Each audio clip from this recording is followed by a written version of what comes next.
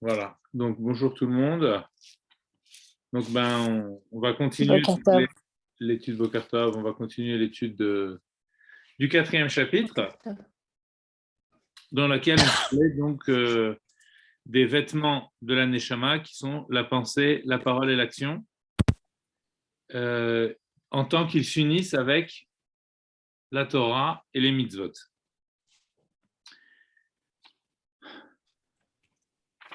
Ok, donc on en est à la page 16. Et donc, ce qu'on avait vu, c'est que donc, la Torah, c'est la Chochma, donc c'est l'intellect du divin, et les mitzvot, c'est sa volonté. Donc, c'est la volonté à l'état pur, hein, on avait expliqué la notion de volonté. C'est-à-dire, ce n'est pas une volonté qui veut un objet, mais c'est l'en-soi de la volonté. D'accord ? La volonté en elle-même, qui est en amont de toute volonté.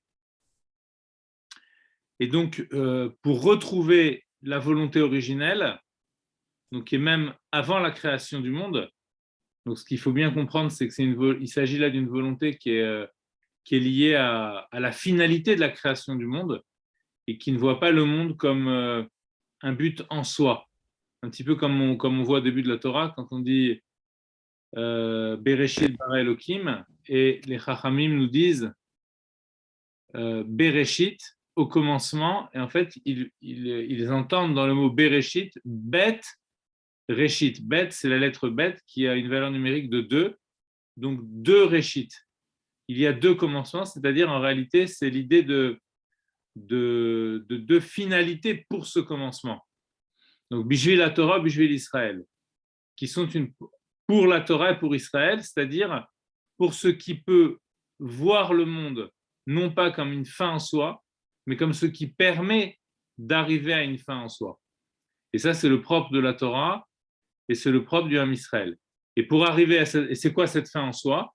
C'est ce qu'on appelle le Ratzon Ha'elyon, c'est-à-dire retrouver la volonté telle qu'elle est en elle-même, et donc telle qu'elle est en amont de la création du monde, et telle qu'elle donne une finalité à la création du monde.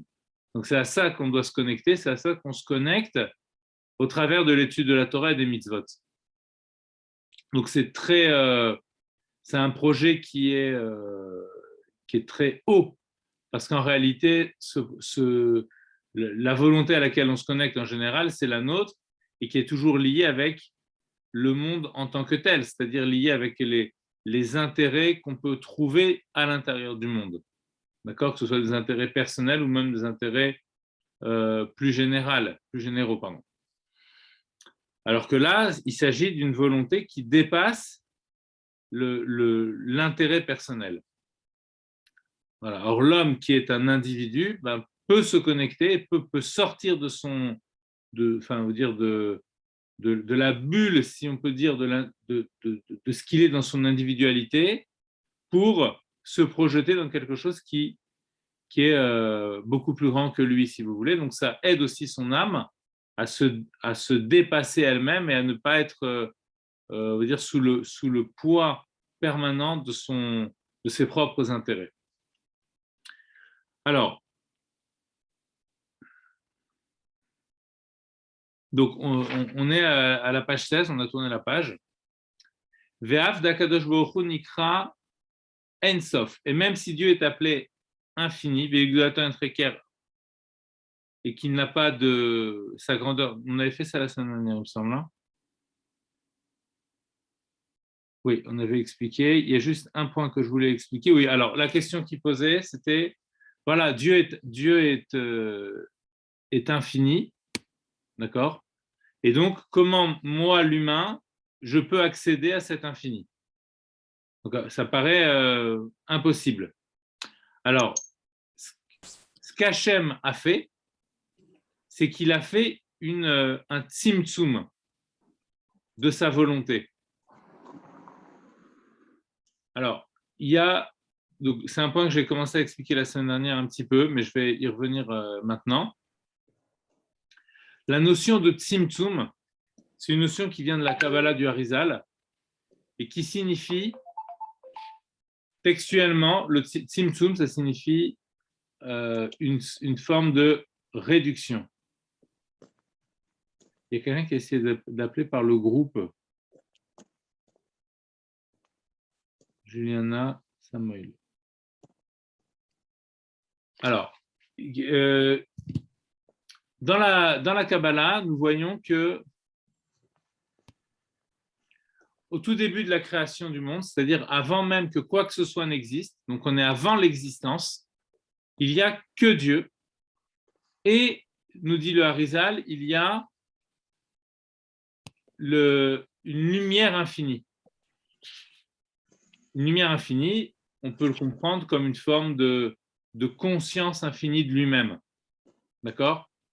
Et dans cette conscience infinie, il n'y a pas encore de place pour l'autre, puisqu'elle est infiniment consciente de Dieu lui-même.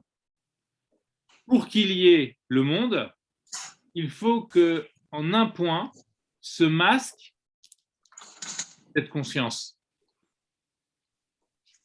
En un point, faire comme abstraction de la conscience de soi, et ça, c'est à l'intérieur du divin.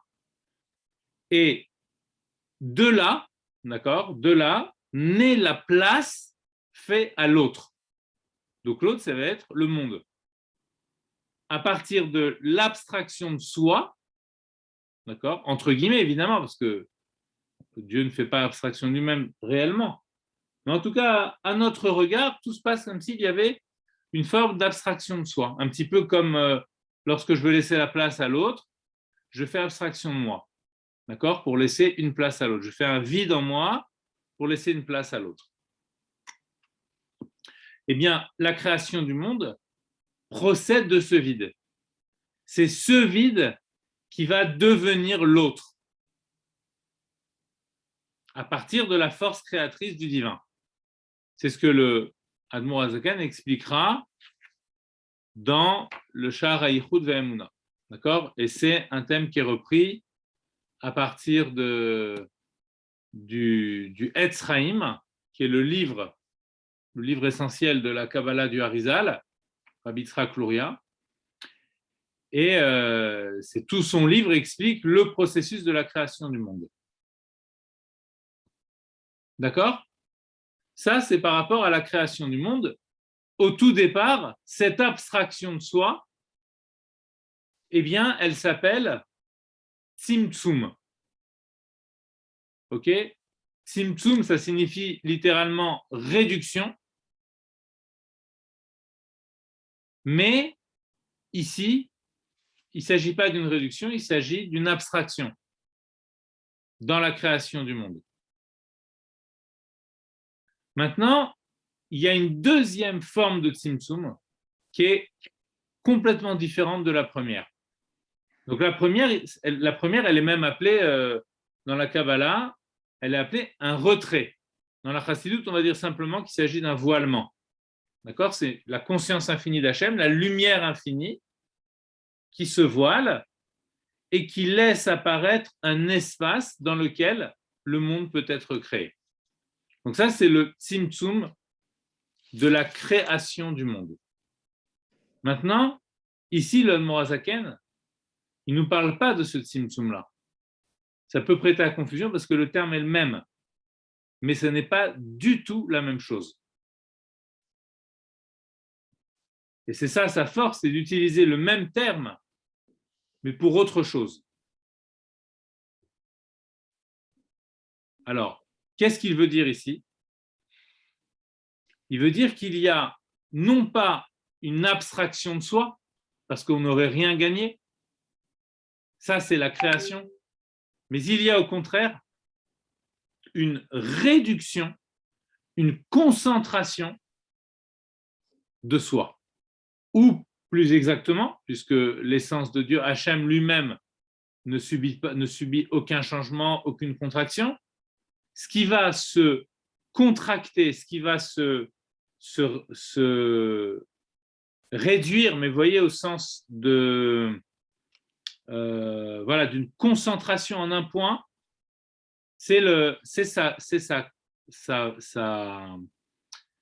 la conscience de lui-même et elle va donner, vous voyez, il n'y a pas d'abstraction.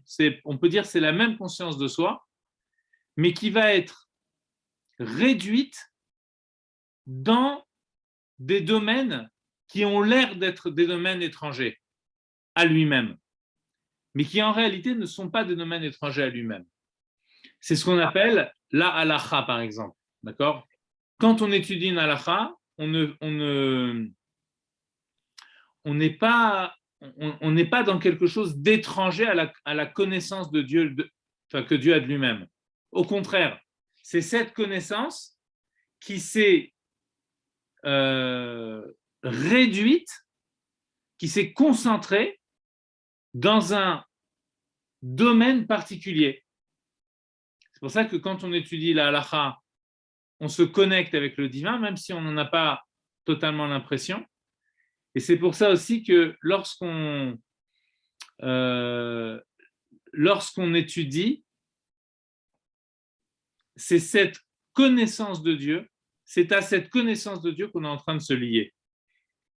Et c'est ce qu'il explique ici. Vous voyez, il dit, bien que sa pensée est insondable, sa chorma est sans fin, sa volonté aussi, et bien pourtant, il a opéré cette concentration de sa chorma dans ce qui s'appelle la Torah, sa volonté dans les mitzvot et dans les lois et dans les tziruféotiyot, dans les combinaisons de lettres de tout le Tanakh, c'est-à-dire de toute la Bible, Torah, Nevim et Ktuvim, de tous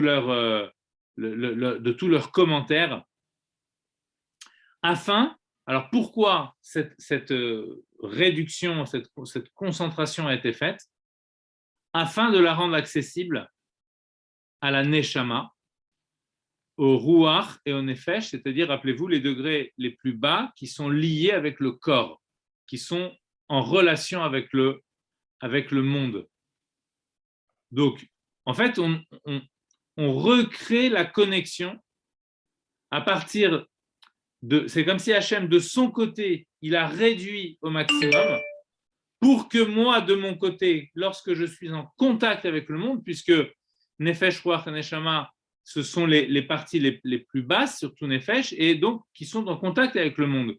Eh bien, dans ce contact avec le monde, je retrouve quelque chose qui est au plus haut, alors même que j'arrive au plus bas.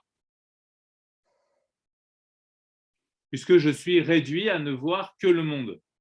Eh bien, la halakha, c'est la rencontre dans le monde avec ce qui procède d'avant le monde, mais qui a été réduit dans le monde.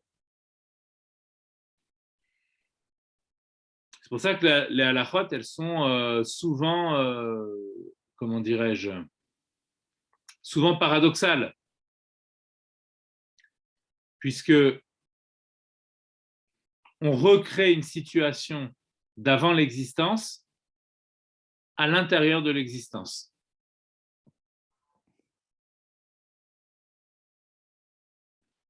Ça fait comme un anachronisme. Ah, ouais.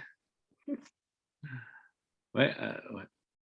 Un antichronisme ou une forme de, comment on peut dire, un antéchronisme, vous voyez, c'est-à-dire c'est l'avant le monde, dans le monde. Voilà, par exemple, quand on dit qu'on respecte le Shabbat, ben, il suffit d'étudier un petit peu la halachot du Shabbat et on se rend compte qu'il y a ici quelque chose d'étrange. On veut quoi de nous? Vous voyez ce que je veux dire avec toutes ces lois qui ont l'air tellement complexes. Vous voyez, je ne sais pas, moi, par exemple, les lois du Mouktsé, vous voyez, que les Chachamim ont instaurées. Il ne faut pas toucher des objets. Donc, certains objets, pas les déplacer, si on n'en a pas besoin. Vous voyez, ou les objets qui sont liés avec des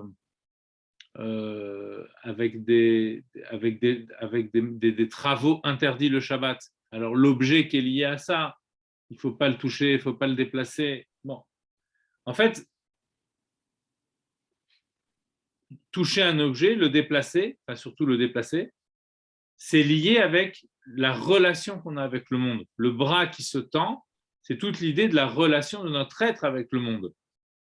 Et en fait, en nous retirant de la relation au monde, de facto, on se met dans ce qui est avant le monde. On est avant la création du monde. Et c'est le dévoilement que doit produire le Shabbat. Dans le Shabbat, c'est vraiment flagrant. Vous voyez, mais même quand on prie, par exemple, il y a une mitzvah de prier tous les jours. Alors, prier, ça veut dire qu'on va demander à Dieu de subvenir à nos besoins.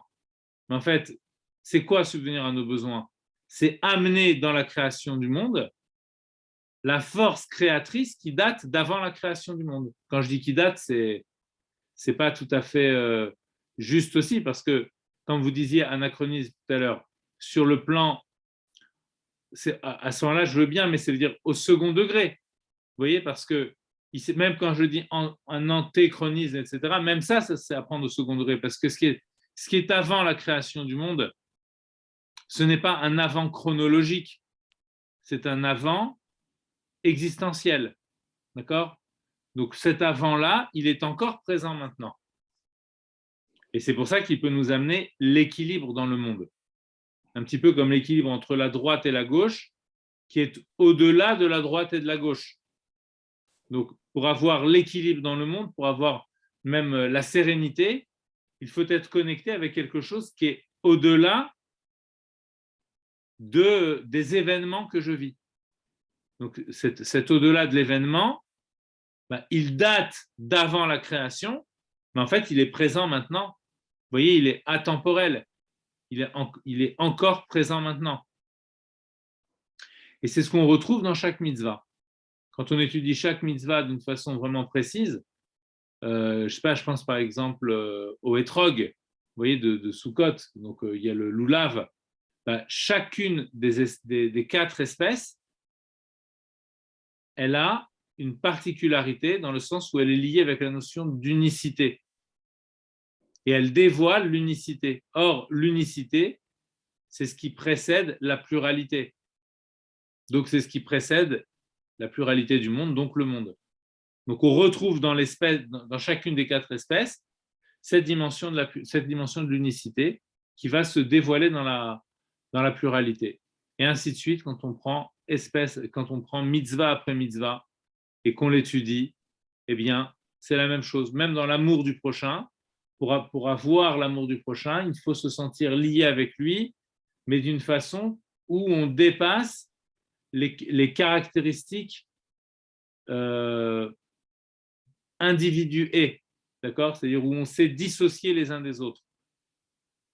Donc, pour retrouver ce dépassement de la dissociation, il faut être connecté avec ce qui transcende la dissociation, c'est-à-dire avec ce qui est dans l'ordre de l'avant de la création, dans l'ordre du divin pur.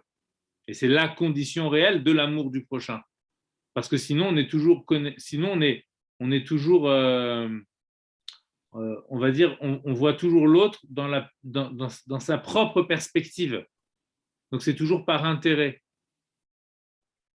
Alors ça, on verra ça dans le 32e chapitre du Tanya Bezrat Hashem. D'accord? Voilà, mitzvah après mitzvah, vraiment, il y a 613 mitzvot, et chacune des mitzvot, elle est la volonté de Dieu, c'est-à-dire elle appartient à cette finalité de la création, donc qui se perçoit avant la création, et qui est co-présente, si vous voulez, à la création. Mais qui n'y est pas consubstantielle, par contre. Vous voyez, ça transcende la création. Alors là, je suis au milieu de la page 16, celle qui est le texte. Et c'est pourquoi la Torah a été comparée à l'eau. Chez les Chachamim, on voit que la Torah, elle est comparée à l'eau. Même dans la Torah aussi elle-même, directement, Tizal Katan Imrati, dans la parashat de Haazinu, on voit aussi qu'il y a des images où on compare la parole de Dieu aussi à de l'eau. Alors, pourquoi l'eau? Ma mayim yordim mimakom gavoa le makom namour, kach haTorah yarda mimakom kvoda Shir Retzono Vechormato Yitbarech. Alors c'est très beau. De la même façon que la Torah descend, que l'eau s'écoule depuis un endroit élevé et qu'elle atteint les endroits bas, de la même façon, la Torah est descendue depuis le lieu de son kavod, de son en-soi, de son honneur, de ce qu'elle est en elle-même. Et c'est quoi ce lieu de son honneur? C'est la volonté et l'intellect du divin, Idvarer.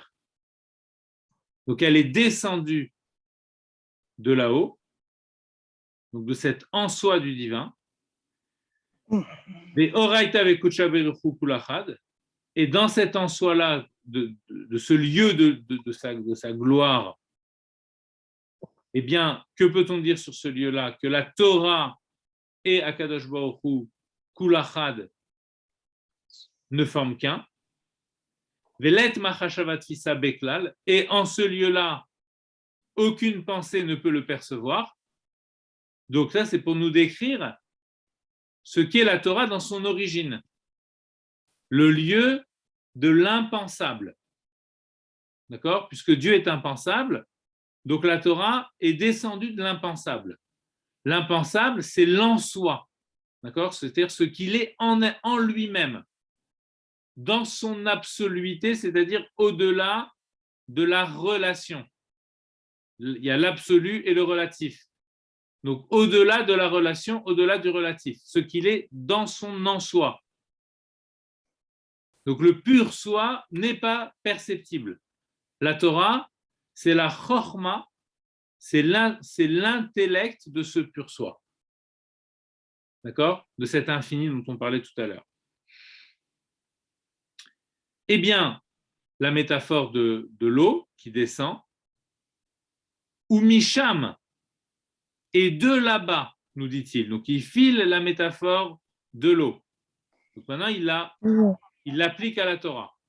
Ou Misham, et de là-bas, Nasa, elle a voyagé. Le terme est incroyable. La Torah a voyagé. Elle a voyagé de son en-soi, Veyarda, et elle est descendue.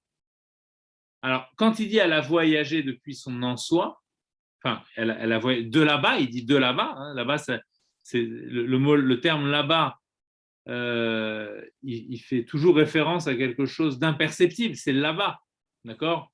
Donc, c'est le là-bas, quelque part, qui a voyagé, puisque la Torah en vient. S'il vous plaît, oui. Vous êtes à quelle ligne dans la page 16?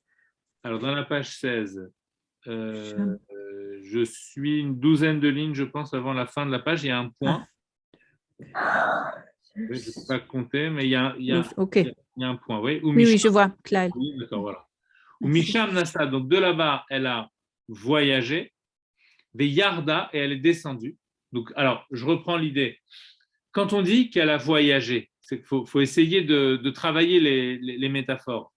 Qu'est-ce que ça signifie? Elle a voyagé. Ben, quand quelqu'un voyage, il se passe quoi? C'est que c'est la même personne qui était à Paris, par exemple, et qui est allée à Yerushalayim. D'accord? C'est la même personne qui est partie de là-bas et qui a voyagé. Évidemment, un voyage, pour nous humains, un voyage, ça signifie toujours l'idée d'un déplacement physique, mais aussi du fait d'aller chercher au fond de soi-même. C'est pour ça qu'on va d'un endroit à l'autre, qu'on bouge, parce qu'en réalité, en allant chercher dans le monde des choses, ce qu'on recherche, c'est le divin qui est en nous. C'est tout le thème du voyage d'Abraham Avinu.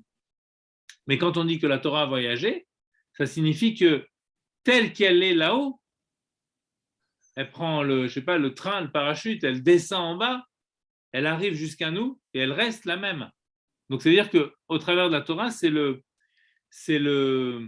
l'en-soi du divin, c'est la conscience de Dieu telle qu'elle est en elle-même qui nous parvient au terme de ce voyage.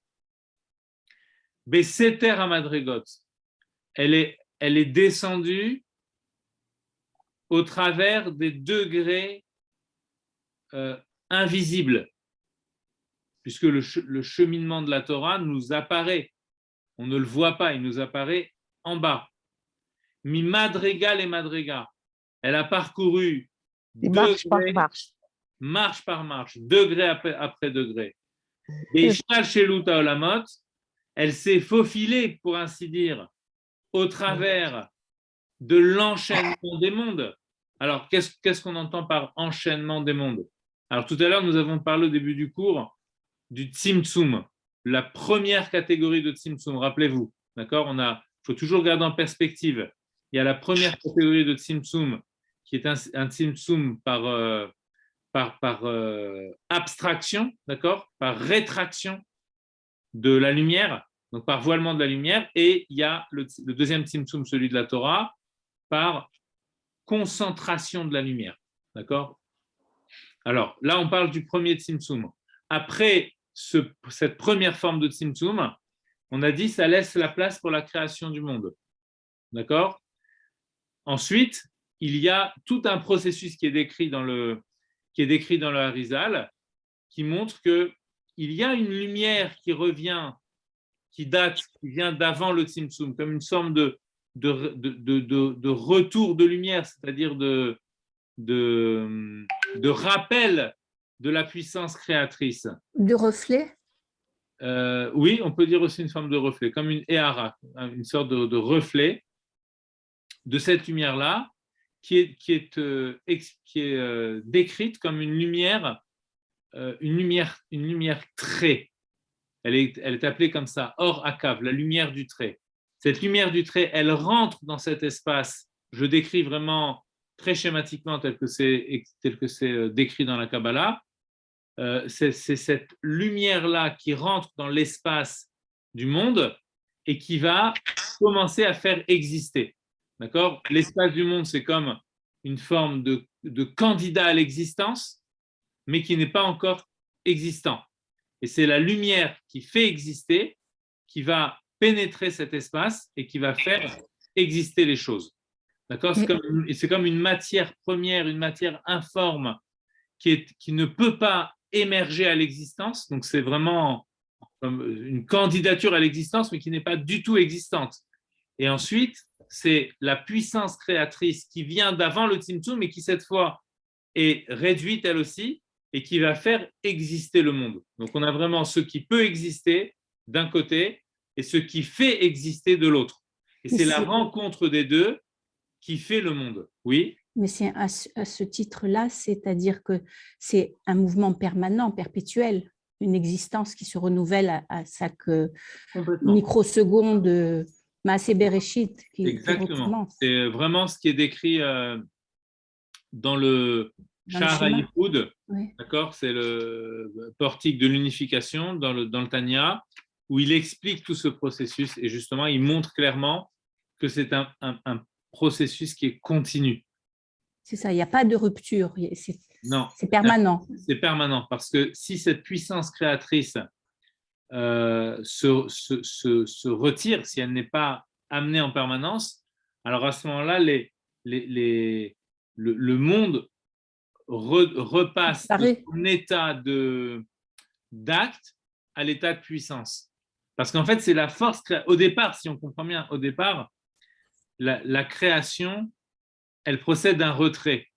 Donc, ce retrait laisse apparaître la potentialité de l'autre. Mais ce n'est pas l'autre encore. Pour qu'il y ait de l'autre, il faut qu'il y ait la force créatrice qui le fasse émerger.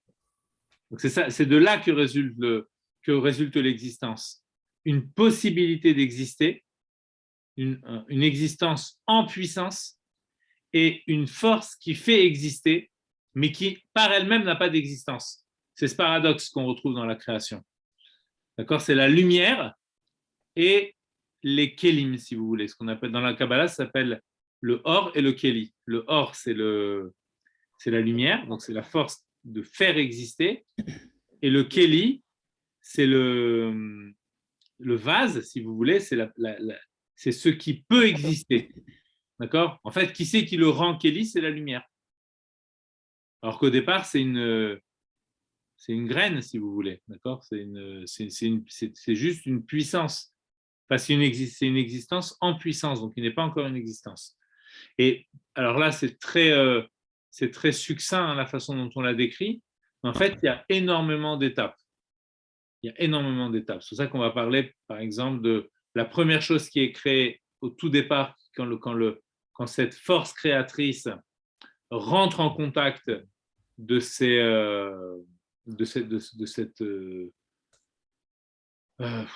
on pourrait appeler ça, de cette existence en puissance, si vous voulez.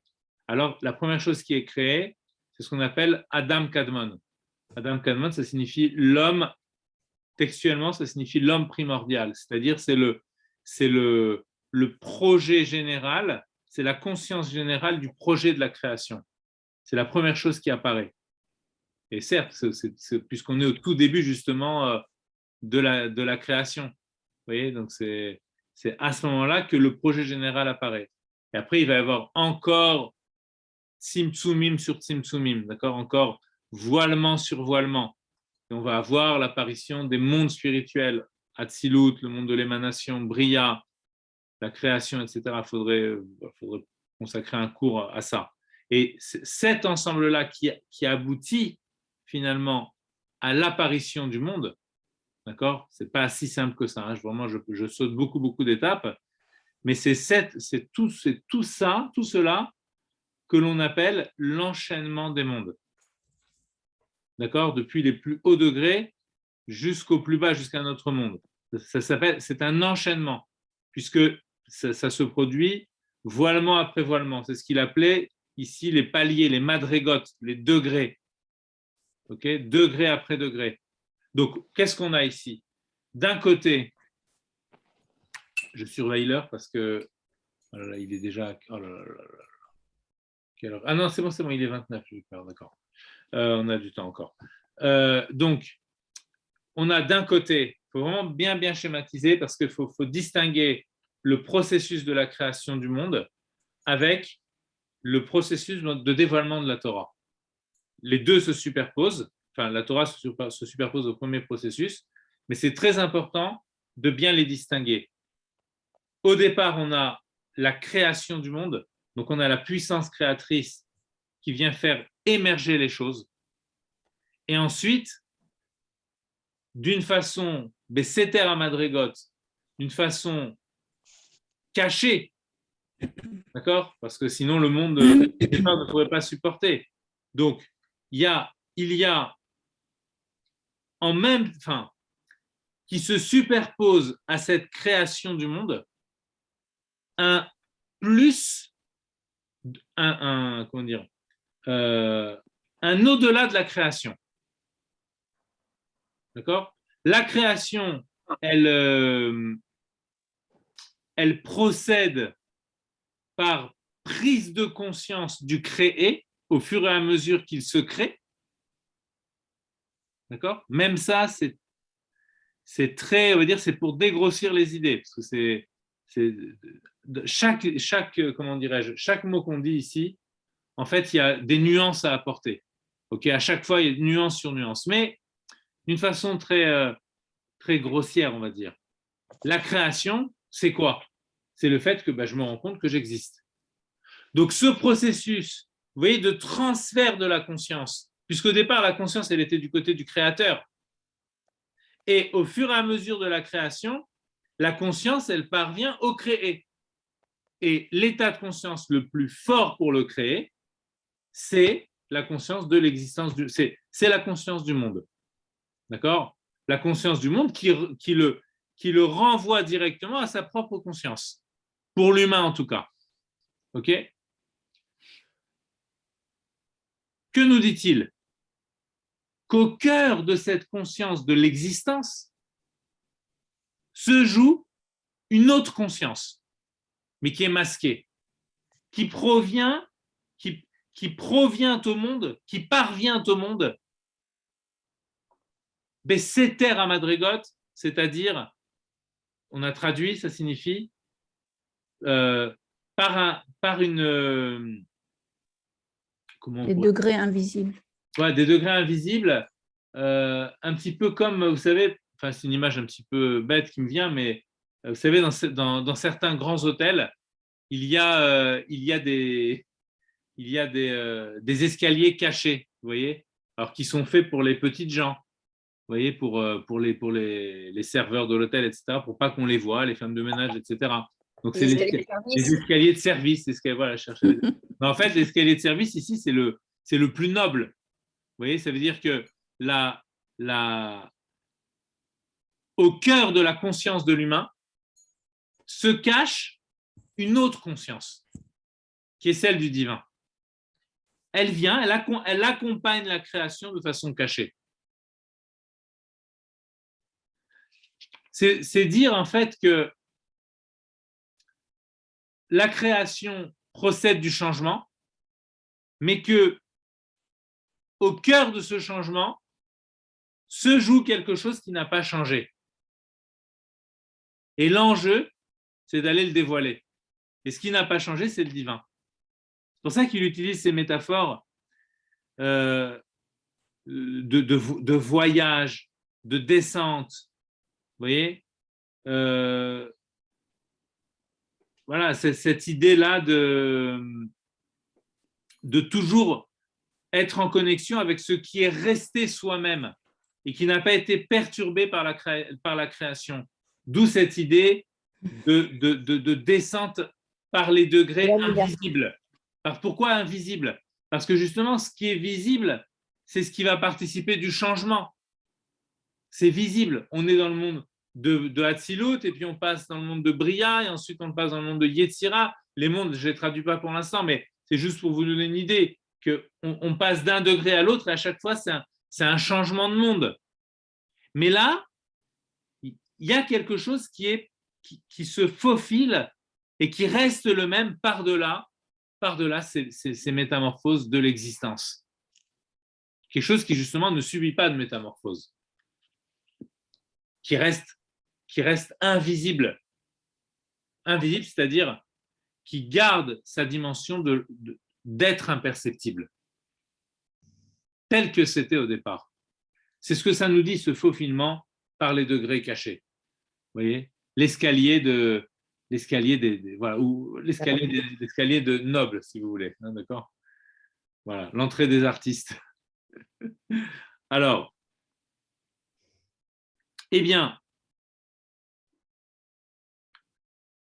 donc, elle s'est faufilée comme ça au travers de l'enchaînement des mondes. Elle n'en a pas subi les conséquences et les changements. Ad-Shenit Lavsha.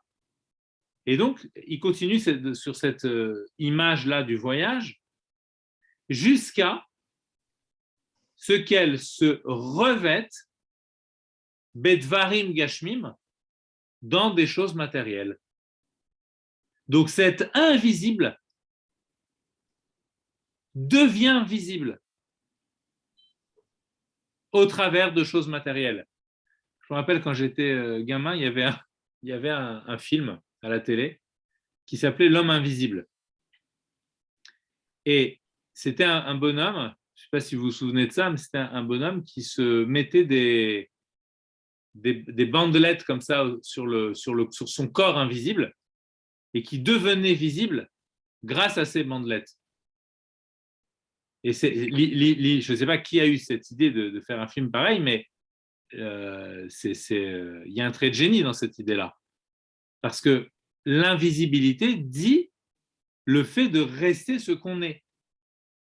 Et c'est cette invisibilité, en tant qu'elle est invisible, qui devient visible par ces bandelettes, justement, en se revêtant dans les choses matérielles. Que sont les mitzvot? C'est ça la mitzvah. La mitzvah, c'est la bandelette qui recouvre l'invisible du divin. Donc en fait, en l'attrapant, j'attrape cette invisibilité, en appliquant la mitzvah. Veinyane olamazé, des choses qui ont trait avec ce monde. She'en rov mitzvot à Torah kekulam, qui sont considérées comme la majorité des mitzvot. Et la majorité, en réalité, ça fait référence à la totalité. D'accord? On dit souvent dans la halakha, on dit souvent rubo kekulo, que la majorité, elle est assimilable à la totalité. Donc, pour nous dire que la Torah, dans sa totalité, elle est cette chose-là. Elle est le fait de rendre visible ce qui est invisible sans déperdition de l'invisibilité. En tant qu'il est invisible, il a le vêtement qui le rend visible. Mais moi, quand j'attrape le vêtement, j'attrape l'invisible. Veilchotem ou betsirufe otiot gashmiot, donc que ce soit aussi les halachot ou les combinaisons de lettres, il revient sur cette notion de combinaison de lettres. Il insiste sur cette notion parce que justement la lettre, elle a quelque chose de matériel. Il appelle ici otiot gashmiot bedio, les lettres matérielles, et cette fois-ci il parle des lettres qui sont écrites à l'encre, à la sefer, sur le livre Esrim Verba Sfarim, mais il y a 24 livres en tout. D'accord? Les 24 livres, c'est-à-dire dans tout le Tanakh, dans toute la Bible, Torah, prophète et hagiographe, les écrits saints, eh bien, il y a 24 Sfarim. Et ces 24 Sfarim sont écrits à l'encre, que ce soit imprimé ou que ce soit écrit par des scribes, à la Sheva Torah, Nevim ou Ktuvim. Donc, il insiste sur cette notion du fait que ce soit écrit. Or, l'écriture, c'est aussi une chose matérielle. Donc, cette écriture, elle est aussi le vêtement de ce qu'elle contient. Et ce qu'elle contient, c'est l'invisible, c'est l'indicible. J'étais Kol Marshavat Fissa Ba'en. Mais l'avantage que j'ai avec ce rendu visible, c'est que maintenant, la pensée peut le saisir. Alors qu'avant, quand il n'y avait pas le vêtement, ça restait de l'ordre de l'insaisissable.